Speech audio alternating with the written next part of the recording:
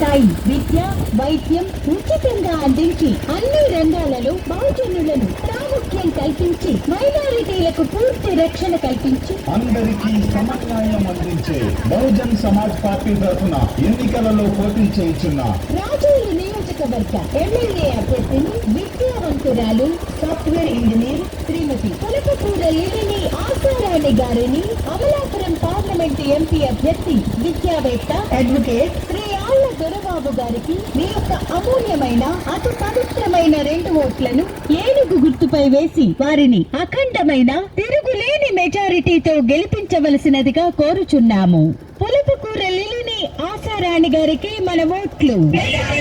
వర్తిల్లాలి పులపకూర లిలిని ఆశారాణి గారి నాయకత్వం.